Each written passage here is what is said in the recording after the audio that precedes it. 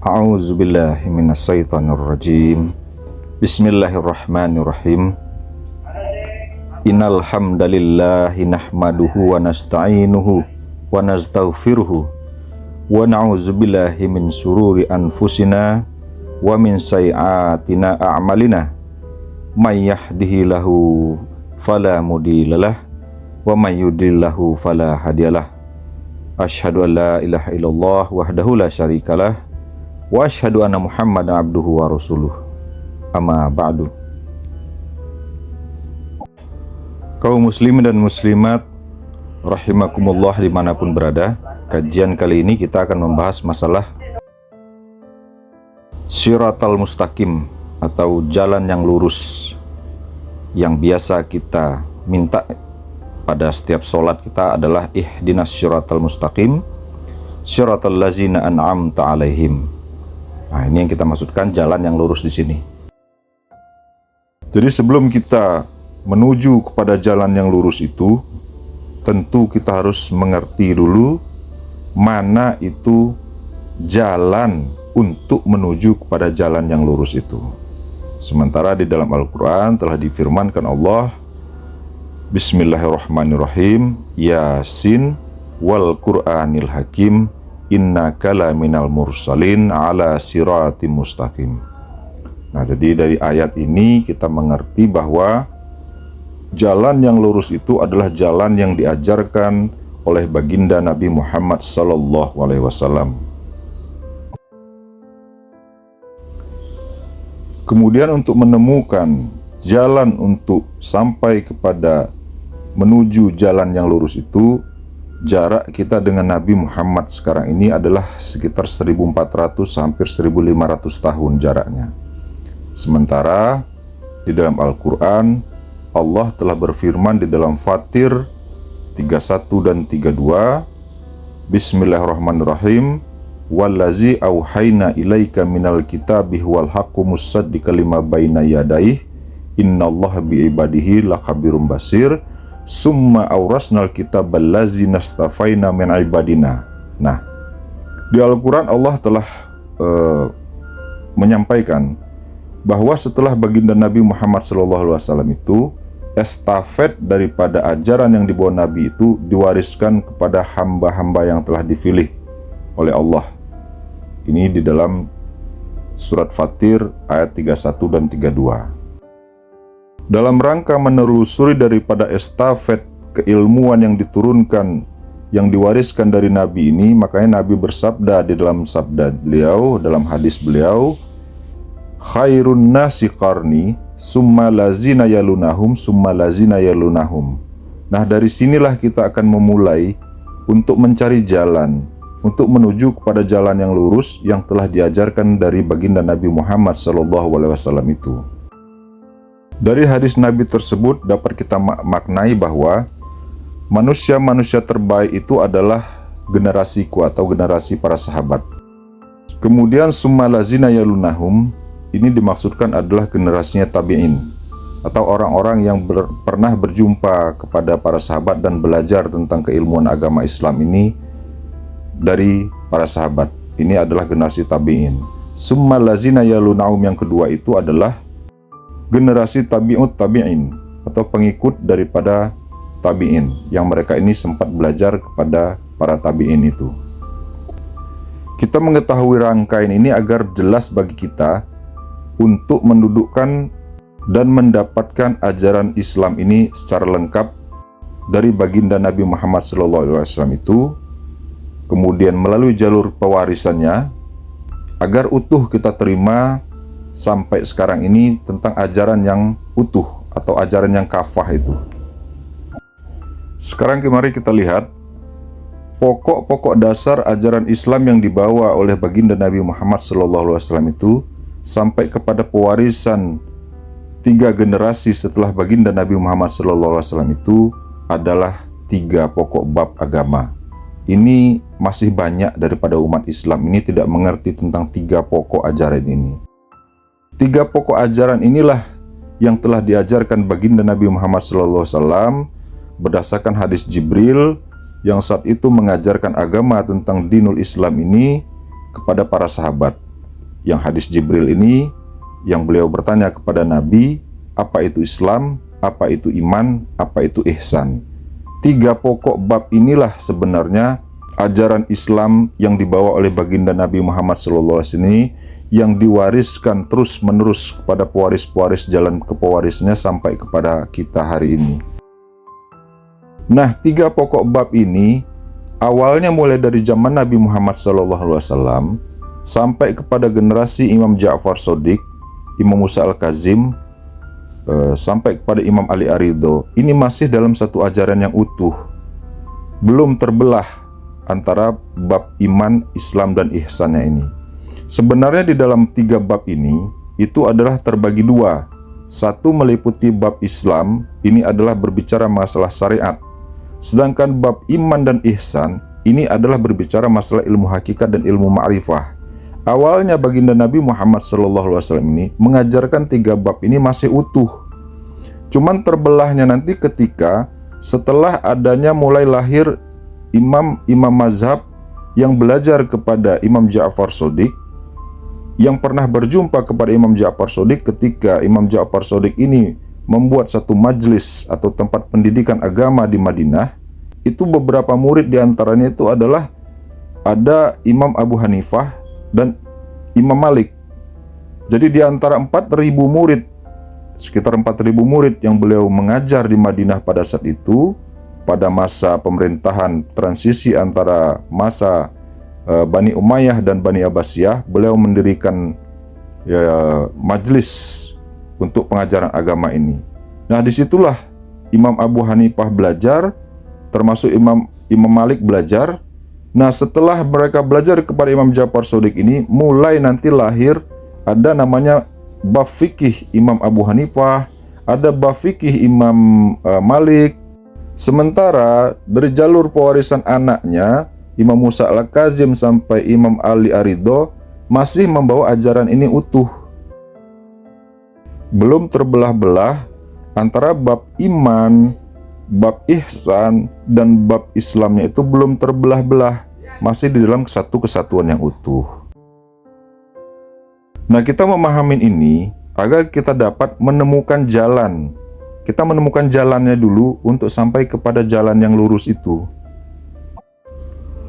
Kemudian untuk menemukan daripada jalan menuju kepada jalan yang lurus ini, Syekh Abdul Samad Al-Falimbani di dalam kitabnya Syarhus Salikin telah menuliskan, jika kita mau belajar agama Islam ini secara lengkap, maka kita harus merujuk kepada 2 jalur.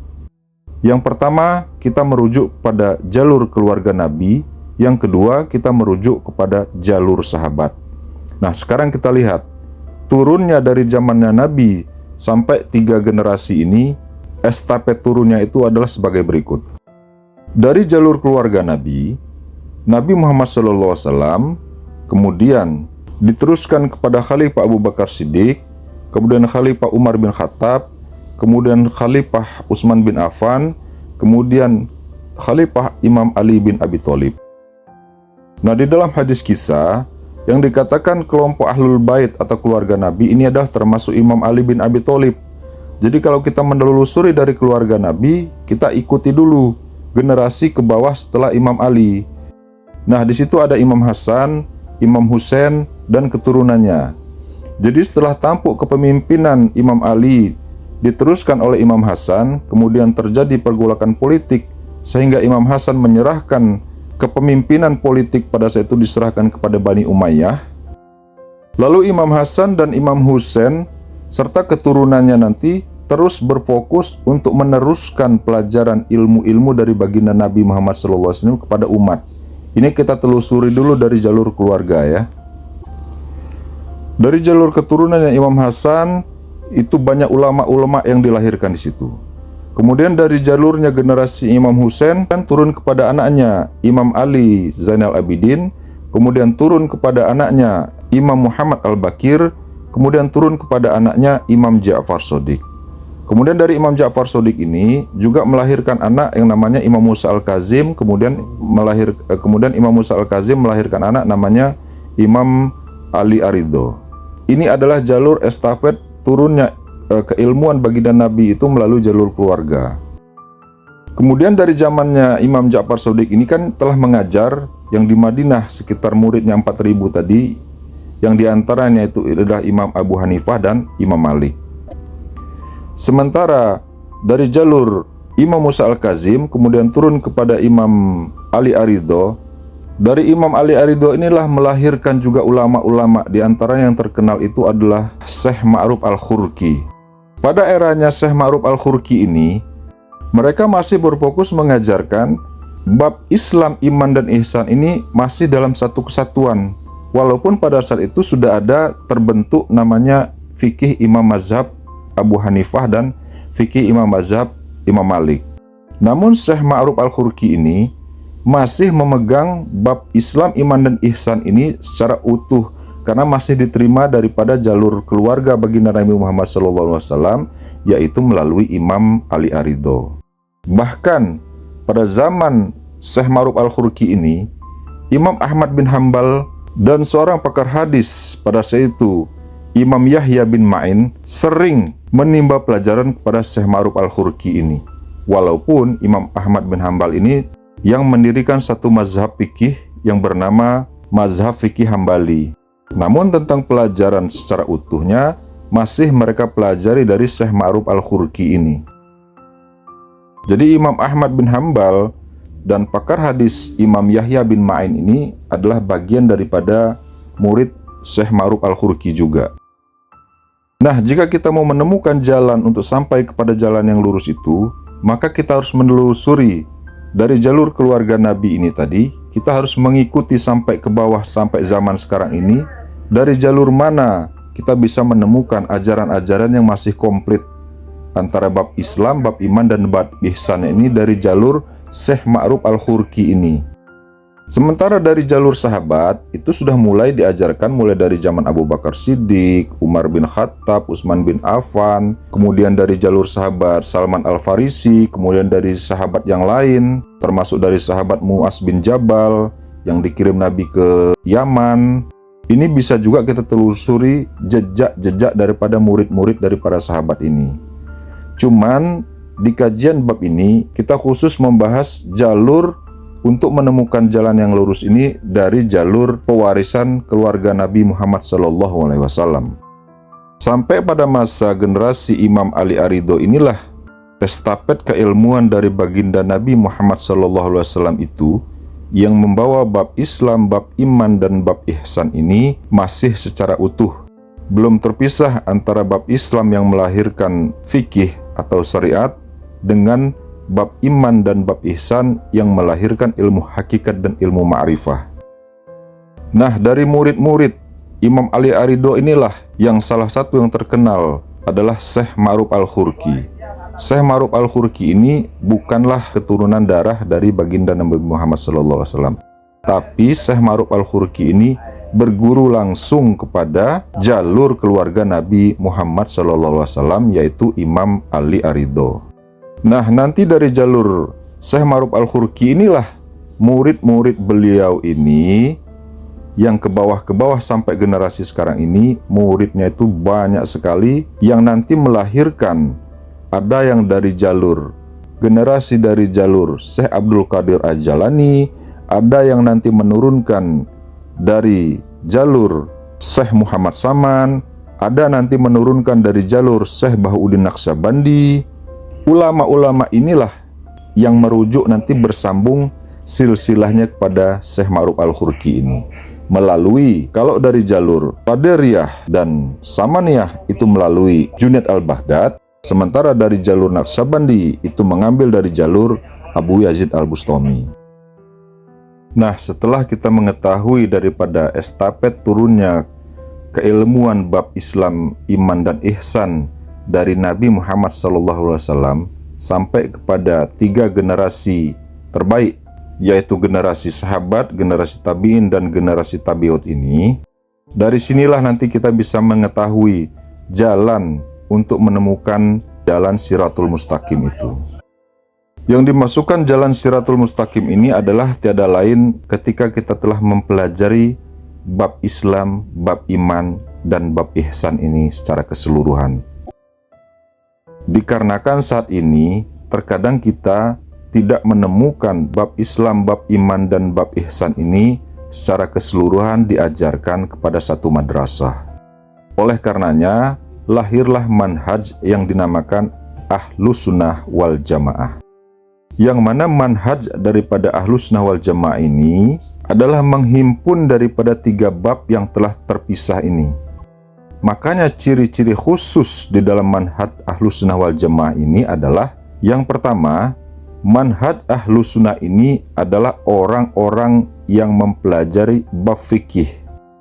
Jadi bab fikih 4, apakah dia berfikih kepada Abu Hanifah tadi, apakah kepada Imam Malik, apakah kepada Syafi'i, atau kepada Hambali. Inilah yang digolongkan ke dalam manhaj Ahlus Sunnah wal Jamaah itu harus belajar tentang fikih dari fikih yang 4. Yang kedua, orang-orang yang masuk di dalam kategori orang yang mau memasuki dalam pelajaran manhaj Ahlus Sunnah wal Jamaah ini, dalam ilmu akidahnya harus merujuk kitab akidah yang telah disusun oleh Abu Hasan al-Asy'ari dan Abu Mansur al-Maturidi. Yang ketiga, orang-orang yang termasuk di dalam manhaj Ahlus Sunnah wal Jamaah ini harus bertasawuf namanya. Nah, di dalam bertasawuf inilah kita boleh memasuki daripada jalur-jalur thariqah. Apakah Samaniyah, apakah Qadiriyah, apakah Naqsabandiyah, apakah Saziliyah. Banyak sekali tarikah-tarikah yang mu'tabarah, yang sanad silsilahnya itu nanti akan tersambung kepada Syekh Ma'ruf Al-Khurqi ini yang telah kita jabarkan di atas tadi. Jadi manhaj Ahlus Sunnah wal Jamaah ini adalah sebenarnya menghimpun daripada bab Islam, iman, dan ihsan yang telah terbelah itu. Jadi kalau kita sekarang mengaku Ahlus Sunnah wal Jamaah, lihat dulu 3. Apakah kita sudah mempelajari salah satu daripada 4 mazhab? Kemudian akidah kita merujuk kepada akidahnya Abu Hasan al-Asy'ari dan Abu Mansur al-Maturidi yang melahirkan nanti namanya akidah sifat 20. Yang kemudian, yang ketiga, apakah kita sudah menempuh tarekat atau mengikuti tasawuf? Nah, jadi 3 ini harus kita ambil agar kita menemukan bab Islam, iman, dan ihsan ini secara lengkap atau secara utuh. Dari manhaj Ahlus Sunnah wal Jamaah inilah yang menghimpunnya. Jadi manhaj Ahlus Sunnah wal Jamaah itu harus bermazhab, harus berakidah Asy'ariyah yang melahirkan nanti sifat 20, dan harus bertasawuf. 3 ciri inilah yang dikatakan manhaj Ahlus Sunnah wal Jamaah itu agar dapat 3 pokok bab yang diajarkan Nabi Muhammad SAW ini sampai kepada jalur keluarganya dan sampai kepada penerus-penerusnya itu. Nah, dalam rangka mengambil dan belajar 3 bab ilmu yang diturunkan oleh baginda Nabi Muhammad SAW inilah yang meliputi bab Islam, bab iman, dan bab ihsan. Inilah ulama-ulama dari Indonesia itu belajar mengambilnya itu ke Mekah. Yang diantara ulama-ulama yang terkenalnya misalnya Syekh Muhammad Nawawi Al-Bantani, Syekh Nawawi Al-Bantani ya. Kemudian Syekh Abdul Somad Al-Falimbani yang dari Palembang yang membuat kitab Syarus Salikin, itu belajar langsung kepada Syekh Muhammad Saman Al-Madani di Madinah. Kemudian ada Syekh Muhammad Arsyad Al-Banjari atau Datuk Kelampaian juga belajar ke sana. Kemudian Syekh Yusuf Al-Makassar, kemudian Syekh Khatib Al-Minangkabau, termasuklah Hadratus Syekh Hasim As'ari dan Kiai Haji Ahmad Dahlan juga menimba ilmu dari Syekh Khatib ini yang di Mekah. Kemudian ada Maulana Syekh Ibrahim Kumpulan yang melahirkan murid-murid beliau, Syekh Muhammad Soleh Padangkandis, kemudian Syekh Abdul Qadim Balubus yang juga melahirkan Maulana Syekh Ibrahim Bonjol yang di Pondok Kelapa Medan. Kemudian murid-murid dari Maulana Syekh Ibrahim Bonjol ini yang di Medan ini juga banyak sekali juga. Kemudian guru daripada Maulana Syekh Ibrahim Bonjol ini, yaitu Maulana Syekh Abdul Qadim Balubus ini, selain berguru kepada Syekh Muhammad Soleh Padangkandis, beliau juga berguru kepada Maulana Syekh Abdurrahman Al-Khalidi. Kemudian dari Sumatera itu ada Syekh Abdurrahman Al-Khalidi, Sumatera Barat. Kemudian generasi terakhir, angkatan-angkatan terakhir yang belajar di Abi Jabal Qubais itu termasuklah Tuan Guru Syekh Abdul Wahab Rokan yang mendirikan pesantren di Besilam, Babu Salam Langkat. Itu belajar kepada Syekh Sulaiman Zuhdi. Kemudian ada juga yang dari Kudus, dan ada juga dari beberapa ulama dari Jawa yang juga belajar ke Abi Jabal Qubais Mekah. Kemudian ada juga Syekh Haji Jalaluddin yang belajar kepada Syekh Ali Aridho di Abi Jabal Qubais, yang melahirkan murid-murid beliau dari jalur Syekh Salman Daim yang di Bandar Tinggi, kemudian Abuya Syekh Mustari Al-Baronti yang di Sidoarjo, yang melahirkan murid-murid beliau ada Syekh Karminanto, ada Syekh Imam Turmizi, ini juga dari jalur Abi Jabal Qubais Mekah. Kemudian berikutnya ada dari Syekh Hasim yang di Sumatera Barat, yang melahirkan nanti murid beliau adalah ayahanda Syekh Kadirun Yahya. Kemudian ada yang berguru juga kepada Syekh Ahmad Khatib Sambas, ini adalah dari jalur Syekh Abdul Karim Tanara Al-Bantani, yang melahirkan murid beliau. Salah satunya adalah Syekh Abdullah Mubarak Cibuntu. Kemudian melahirkan murid beliau juga Syekh Nurun Naum Suryadi Praja bin Haji Agus Tajudin. Kemudian melahirkan murid beliau lagi adalah Syekh Haji Ahmad Saihuddin bin Haji Aminuddin yang di Pabuaran, Bogor. Kemudian dari jalur Abah Sepuh melahirkan nanti pesantren yang di Suryalaya, atau yang lebih terkenalnya itu pesantren Abah Anom. Nah, dari pesantren Abah Anom ini juga melahirkan banyak khalifah, yang diantaranya saat ini yang eksis menyebarkan tentang pelajaran bab iman, Islam, dan ihsan ini adalah Buya Rusfi misalnya yang di Lampung. Kemudian dari jalur Syekh Hasim As'ari dan Ki Haji Ahmad Dahlan melahirkan murid-murid yang di daerah Jawa. Sedangkan dari jalur Syekh Muhammad Arsad Al-Banjari melahirkan banyak murid-murid beliau di daerah Kalimantan, Bugis, Sumbawa, dan sebagainya di daerah sana. Dan masih banyak lagi ulama-ulama Indonesia yang pernah belajar mengambil langsung tentang pelajaran bab Islam, iman, dan ihsan ini ke Madinah dan Mekah, yang tidak bisa kami sebutkan satu persatu ya. Inilah penyebaran ulama-ulama Indonesia yang sempat mengambil keilmuan 3 bab ini ke Mekah dan di Madinah melalui jalur yang lurus kepada 2 jalur yang dimaksudkan Syekh Abdul Samad Falimbani yang di kitab Syiarus Salikin, yaitu melalui 2 jalur, apakah dari jalur keluarga Nabi dan jalur sahabat Nabi. Oleh karenanya, bagi kita yang saat ini ingin menyempurnakan pelajaran agama Islam ini agar menuju kepada Islam yang kafah dengan memegang bab Islam, iman, dan ihsan ini, agar memperhatikan betul kepada guru mursyid atau guru rohani yang memiliki sanad silsilahnya itu sampai kepada keluarga Nabi atau sampai kepada sahabat Nabi. Nah, sekarang mari kita lihat isi daripada 3 bab ilmu ini. Bab Islam, bab iman, dan bab ihsannya.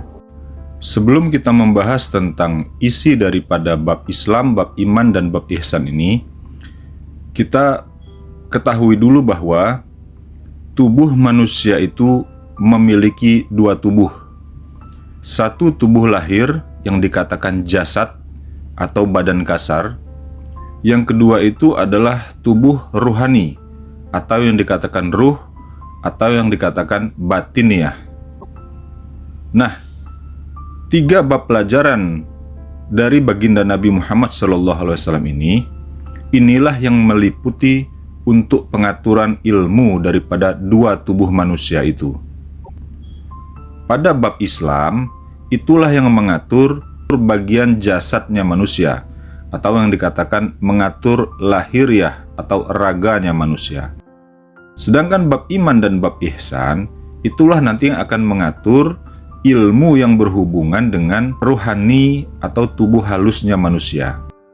Pada bab Islam ini berisikan tentang peraturan-peraturan, hukum-hukum, tata-tata cara ibadah, tata-tata cara bersuci, taharoh, tata cara beribadah sholat, tata cara ibadah puasa, beserta dengan rukun-rukunnya, mulai dari rukun syahadat, rukun sholat, rukun puasa, zakat, dan haji, semua diatur di dalam bab Islam ini. Inilah yang berhubungan mengatur tubuh jasadnya manusia. Pada bab Islam inilah yang dikatakan bagian syariatnya Islam itu, atau tata cara peribadatan dalam agama Islam itu. Inilah bagian daripada syariat yang difirmankan Allah di dalam Al-Quran, syara'a lakum minad din. Bagi kita yang sudah sedari kecil itu memang keturunan keluarga daripada orang tua kita yang sudah beragama Islam, tentu kita sudah mengenal yang namanya bagian daripada bab Islam ini yang berhubungan dengan syahadat, sholat, puasa, zakat, dan haji ini. Kita sudah tahu, kita sudah mengenal, dan kita sudah menjalankannya. Namun, walaupun kita sudah mengenal pada bab syariat ini, kita belum tuntas di dalam belajar keseluruhan agama Islam yang dibawa oleh baginda Nabi Muhammad SAW itu. Itu baru satu bab dari 3 pokok daripada agama Islam yang dibawa oleh baginda Nabi Muhammad SAW ini. Banyak daripada umat Islam ini mengira ketika sudah menjalankan syariat Islam ini di dalam bab syariat, di dalam bab Islam yang melahirkan fikih, kemudian menjalankan mulai dari syahadat, sholat, puasa, zakat, haji, membaca Al-Quran, memahami hadis, membaca kitab-kitab klasik, belajar di pesantren, mengerti nahwu shorof, dan sebagainya itu, mengira sudah selesai, sudah tuntas di dalam mempelajari agama Islam ini. Padahal itu semua baru satu bab dari 3 pokok ajaran yang diajarkan oleh baginda Nabi Muhammad SAW itu. Itu semua baru di bab Islam, bab fikih, atau yang dikatakan mempelajari namanya bab syariat, bab peraturan-peraturan, bab tata cara, bab halal haram, dan pengetahuan-pengetahuan lainnya yang berhubungan dengan jasadnya manusia. Nah, sekarang mari kita lihat isi daripada bab iman itu. Bab iman ini adalah mengacu kepada firman Allah di dalam surat Al-Hujurat ayat 14. Allah berfirman, qalatil a'rabu amanna kullam tu'minu walakin kullu aslamna walamma yadkhuli imanu fi qulubikum. Jadi ayat ini memisahkan keadaan orang-orang yang baru berada di pelajaran syariat, orang-orang yang baru memasuki agama Islam ini baru di bab Islam atau dikatakan bab syariat, dengan orang yang dikatakan memasuki namanya bab iman dan bab ihsan. Jadi ketika orang baru berada di lingkup namanya bab Islam, itulah yang dikatakan mempelajari ilmu syariat. Sedangkan ketika kita masuk kepada pelajaran iman, inilah ayat menjelaskan bahwa iman itu berhubungan dengan kolbu. Nah, dalam merasa beriman ini, sebelum kita mempelajari tentang ketauhidan kepada Allah, pengesaan Allah itu secara sempurna, jangan sekali-kali kita merasa telah beriman, karena Allah telah menyampaikan di dalam Al-Quran melalui firman-Nya bahwa iman itu berhubungan dengan kalbunya manusia. Bahkan telah dinyatakan Allah di dalam Al-Quran, di dalam surat Al-Baqarah, wa minan nasi may yaqulu amanna billahi wa bil yaumil akhir wa ma hum bimu'minin. Jadi telah difirmankan Allah bahwa ada manusia-manusia yang memang merasa dan mengaku telah beriman, tapi kata Allah, wa ma hum bimu'minin, mereka itu belumlah termasuk orang-orang yang beriman di dalam pandangan Allah dan Rasul, dikarenakan belum ada penanaman ilmu ketauhidan ke dalam kolbu itu. Jadi kunci daripada keimanan itu adalah mengenalnya dan masuknya ilmu ketauhidan itu ke dalam kolbu kita. Ini perlu dipelajari, bukan masuk dengan sendirinya. Nah, untuk mendapatkan penanaman tentang pelajaran ilmu kolbu ini, itulah gunanya kita menemukan jalan, yaitu orang-orang yang bersanad keilmuan bab Islam, iman, dan ihsannya ini menyambung kepada jalur yang terhubung kepada 3 generasi terbaik setelah baginda Nabi Muhammad SAW yang telah kita uraikan di atas tadi itu. Dari merekalah bisa kita terima tentang mana itu kolbu, di mana itu kolbu, apa pekerjaan kolbu. Inilah yang dikatakan mengatur bagian tubuh ruhaninya manusia itu. Dalam mempelajari bab iman ini dan bab ihsan ini tidak bisa sebentar, karena pelajaran ini menyangkut seluk-beluk tubuh rohaninya manusia. Bagian tubuh rohaninya manusia yang dibahas pada bab iman dan bab ihsan ini meliputi mulai dari namanya sudur atau yang dikatakan dada. Kemudian di dalamnya itu ada namanya kolbu. Kemudian di dalamnya itu ada namanya fu'ad. Kemudian di dalamnya itu ada namanya sagfa. Kemudian di dalamnya itu ada namanya luban. Kemudian nanti terus kepada sir dan sampai nanti kepada pembahasan ananya itu. Inilah bagian-bagian ruhani yang dipelajari pada bab iman dan bab ihsan itu. Mengenai bagian rohani ini, inilah yang dijelaskan Allah di dalam Al-Quran. Mengenai kolbu ini adalah di dalam surat Al-Hujarat ayat 14 tadi.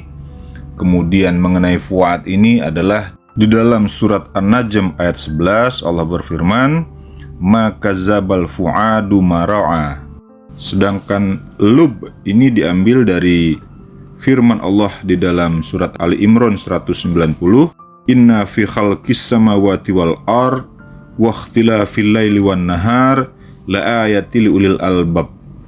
Jadi ulil albab ini orang-orang yang telah melewati fase penanaman ilmu dari kolbu, kemudian meneruskan pelajarannya nanti sampai kepada mengenal fuad atau dikatakan mata hati, mata kolbu itu, kemudian terus nanti menembus sampai kepada lub ini. Inilah mereka tergolong kepada katakan ulil albab. Ulil albab ini adalah orang-orang yang telah menerima tentang penanaman zikir mulai dari di dalam kolbunya, kemudian digabungkan dengan berfikirnya mereka tentang bagaimana terjadinya penciptaan langit dan bumi ini yang dihubungkan kepada dirinya, sehingga mereka dapat memahami ketika masuk pelajaran ke dalam, mulai dari kolbu, kemudian fu'ad, lub, dan sampai nanti mereka akan menembus kepada sir, barulah mereka ini akan menemukan hakikat daripada penciptaan langit dan bumi ini. Makanya dikatakan golongan-golongan ini sebagai ulil albab. Bagian rohani manusia inilah yang dijelaskan oleh Al-Hakim At-Tirmizi di dalam kitab Bayan Al-Farq Baina As-Sadr wa Al-Qalb wa Al-Fu'ad wa Al-Lub. Beliau menjelaskan bahwa hati itu bukanlah segumpal daging. Nah ini. Jadi dimaksudkan dengan qalb itu bukanlah hati menurut ilmu kedokteran atau yang dikatakan lever, bukan. Jadi yang dimasukkan qalb itu adalah sebuah entitas metafisika yang memiliki 4 stasiun atau lapisan spiritual. Nah, itulah yang dikatakan keempat lapisan itu mulai dari sadr, al-qalb, al-fu'ad, al-lub. Nah, ini yang dijelaskan oleh Al-Hakim At-Tirmizi di dalam kitabnya. Nah, ketika keadaan manusia atau orang-orang yang menempuh pada pelajaran rohani ini sampai kepada lub ini, bisa mendapat pencerahan dirinya itu sampai kepada sir dan hakikat daripada penciptaan langit dan bumi, inilah mereka yang sudah tergolong kepada orang-orang yang selamat, yang sampai kepada jalan yang lurus itu.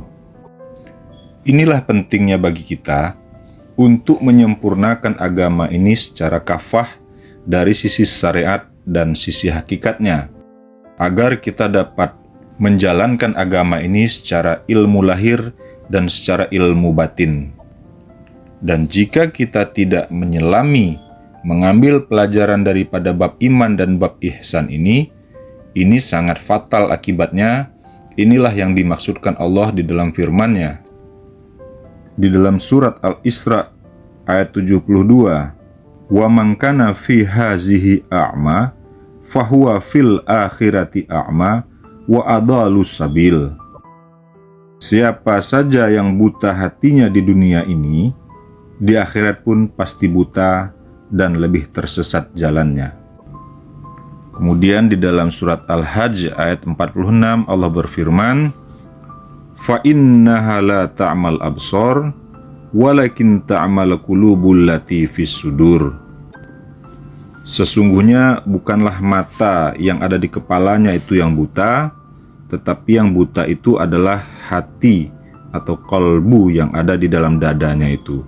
Inilah perlunya kita mempelajari bab syariat dan bab hakikat itu secara keseluruhan. Dan secara keseluruhan inilah yang dikatakan fisil mikafah itu. Nah, bagi kita yang telah mengenal bagian daripada bab ilmu syariat ini, atau yang dikatakan bab Islam yang meliputi daripada rukun Islam yang 5 dan cabang-cabang di dalamnya, kemudian ingin meneruskan pelajaran pada bab iman dan bab ihsan itu, maka carilah guru ruhani yang memiliki sanad silsilahnya itu terhubung sampai kepada silsilah yang menyambungkan kita kepada 3 generasi setelah baginda Nabi Muhammad SAW itu.